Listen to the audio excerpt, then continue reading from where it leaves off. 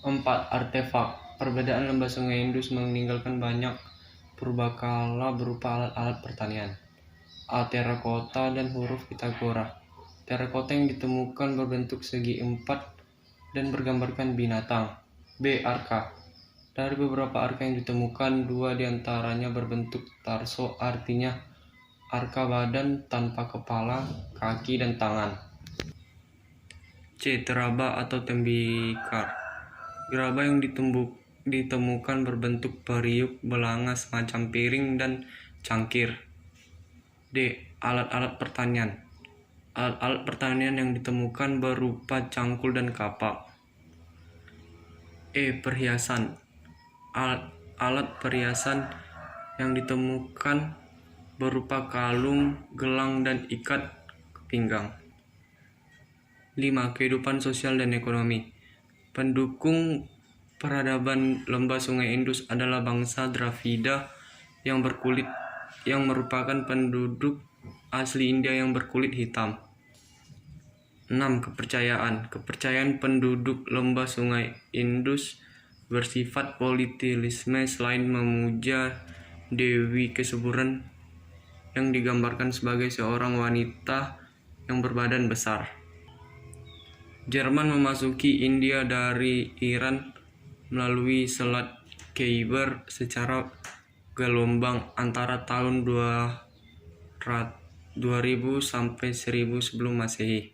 2. Peradaban lembah Sungai Huang atau Huangho. Negeri Cina terletak di Asia bagian timur, di sebelah barat dan utara, berbatasan dengan daerah Siberia dan Mongolia atau Gurun Gobi. Sumber sejarah Cina ditemukan di lembah Sungai Yangtze-Kiang, Huangho, dan Sungai Huai. Ketiga sungai tersebut sering dilanda banjir dan membawa endapan lumpur tanah lolos yang terus berembus dari Gurun Gobi di sebelah baratnya. A. Pemerintahan dinasti-dinasti. Kekaisaran Cina memiliki sejarah yang sangat panjang dan berkuasa dalam kurun waktu yang sangat lama. Beberapa dinasti yang pernah memerintah di Cina adalah sebagai berikut. 1. Dinasti He Xia. Menurut dongeng, kaisar pertama yang memerintah di Cina adalah Kaisar Huangti, yang memerintah sejak 2697 sebelum Masehi. Penggantinya secara berturut-turut yaitu Yao, Sun, dan Yu. 2. Dinasti Shang. Catatan tertua sejarah di Cina adalah Dinasti Shang. Sumber sejarah Dinasti Shang tertulis di atas belanja-belanja perunggu, tempurung kura-kura, dan tulang-tulang binatang. 3. Dinasti Zhou. Dinasti Shang dihancurkan oleh bangsa Zhou di lembah Sungai Yangtze-Kiang pada tahun 1122 sebelum Masehi. Pendiri bangsa Zhou adalah Zhou Wuwang dan ibu kotanya Changsha. Lausa. Ajaran Lausa tercantum dalam bukunya yang berjudul Tao Te Ching. Menurut Lausa, dalam kehidupan ini ada semangat keadilan dan kesejahteraan yang kekal abadi yang disebut Tao. B. Confucius. Pada prinsipnya, ajaran Confucius, Tao adalah suatu kekuatan yang mengatur segalanya di alam semesta sehingga tercapailah keselarasan. C. Mengsa adalah seorang murid Confucius. Confucius mengutamakan ajarannya kepada kalangan istana, maka Mengsa mengutamakan ajarannya kepada rakyat jelata. Menurut Mengsa, rakyatlah yang terpenting. Oleh